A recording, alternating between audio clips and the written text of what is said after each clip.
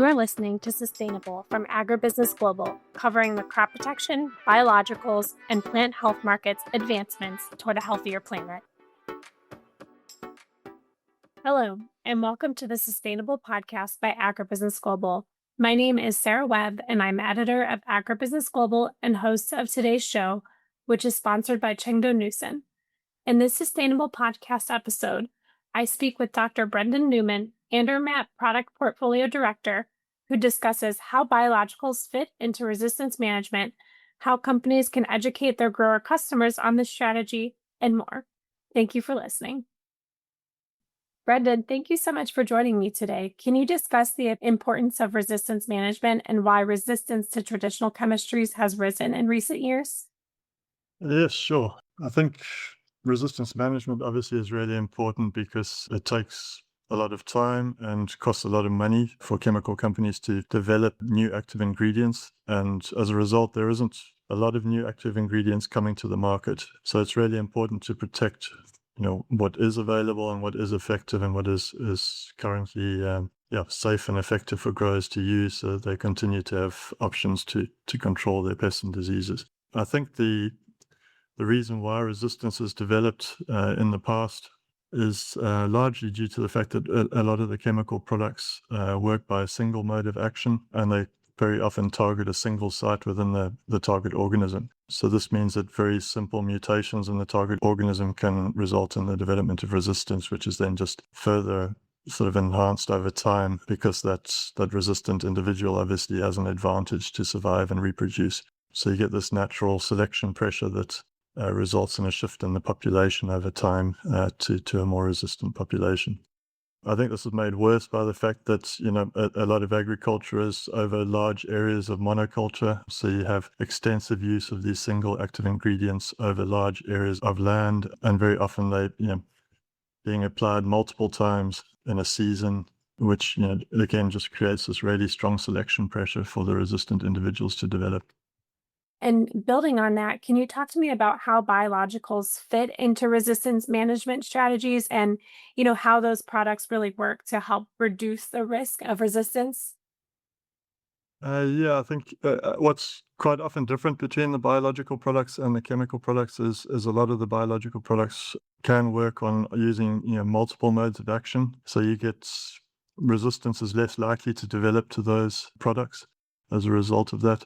The modes of action which biologicals employ are also very different to the modes of action of chemical products. So by integrating the two into a program or into a tank mix even, you just provide other options that can eliminate any resistant individuals that are developing in the population. So, if a chemical, say 1 in a million insects or whatever, develops, some mutation with a bit of resistance, you hope that you eliminate that individual by using another mode of action that the biology can provide. And can you discuss the process through which biological products are tested with traditional chemistries? And, how do you really address variability in biological performance? Again, the biological products go through a lot of the same testing as chemical products. That's part of our regulations in terms of registering products and bringing them to the market. They have to go, jump through all the same hoops as the chemical products. So they are rigorously tested. In terms of specifically testing for, proving how they can reduce resistance, I think it's generally accepted that any program that combines products with different modes of action, automatically reduces the chance of resistance buildup or slows the development of resistance if it does develop. We don't really go about trying to sort of test and prove this. We test the products individually.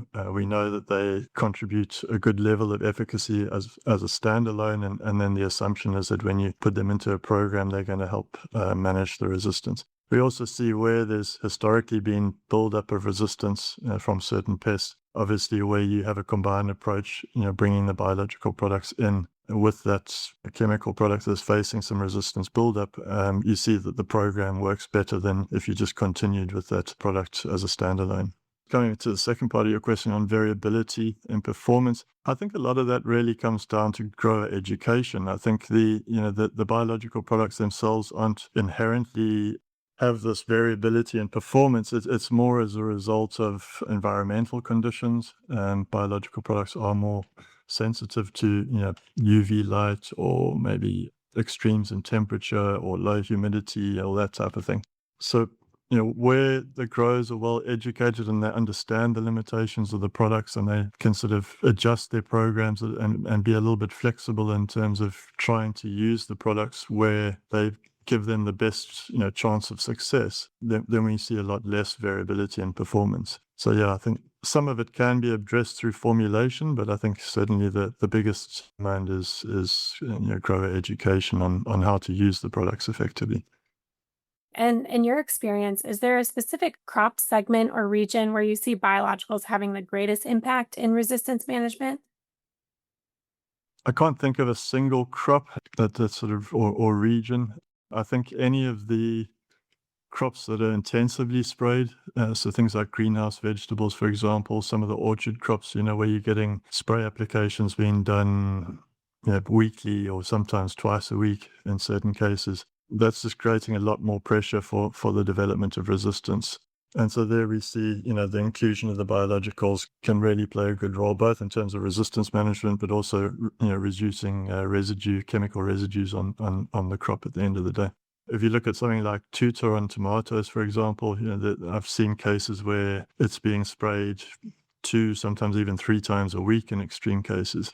And if you're just doing that with the same, products over and over, it's natural that you're going to get a development of resistance. So there we really see big value in including the biologicals.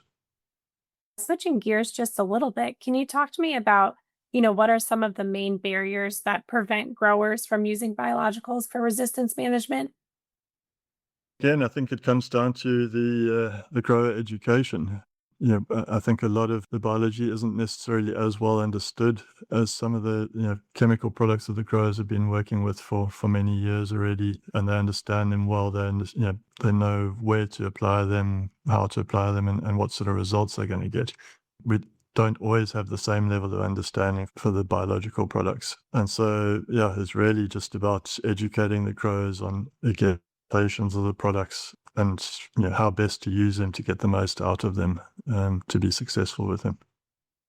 Okay, and this next question goes hand in hand with that. Do you have any specific examples of how companies can educate growers on the best way to incorporate biologicals into resistance management programs? Yeah, I think it's a really slow process. I don't think there's any shortcuts to it. It's really just getting out there and interacting with growers, working with the programs. So we work, both sometimes directly, sometimes through distributors, but having the technical support in the field where you can go and at maybe growers' days or one with specific growers, go through the programs, look at what worked last season, what didn't work, maybe make some adjustments until you get something that's working well and is satisfactory to the customer at the end of the day.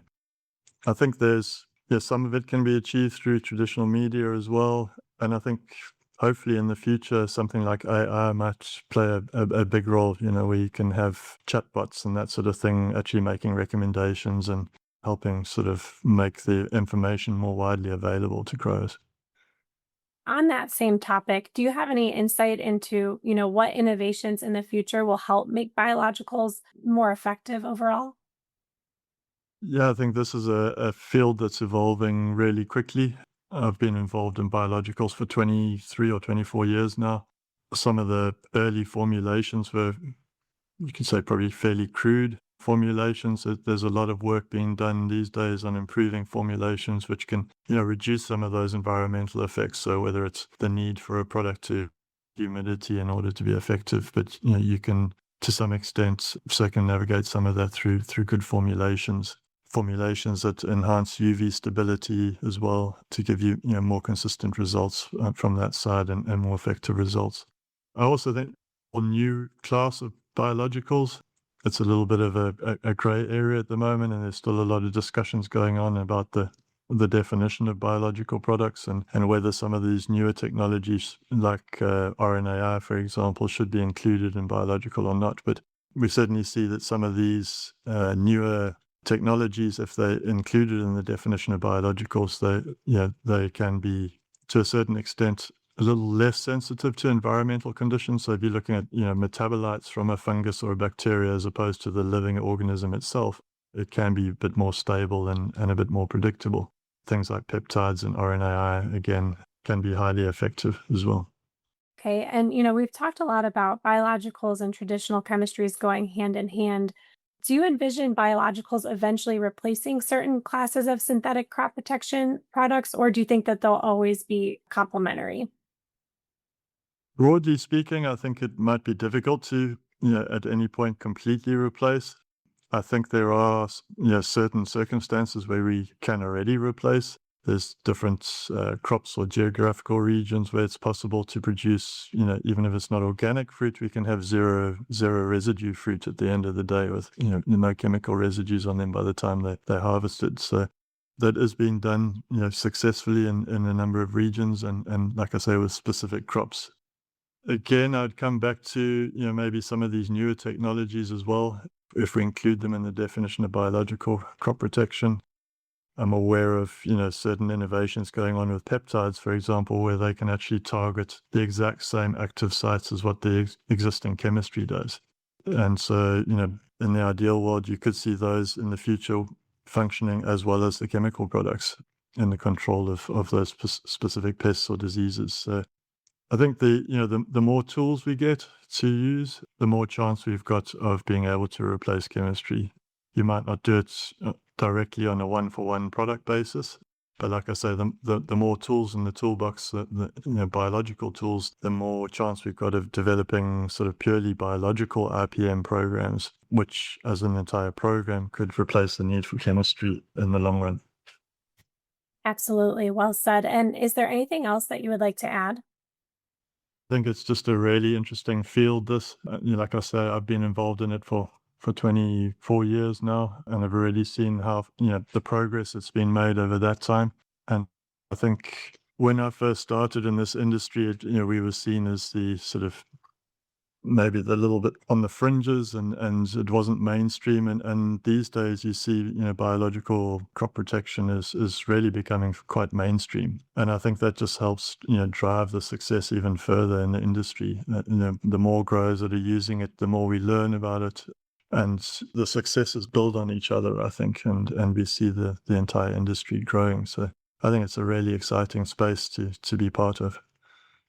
Definitely. It will be very exciting to see where this goes. And I do want to say thank you so much, Brendon, for joining me today. I really appreciate all of your insight on this topic. No problem. It's my pleasure.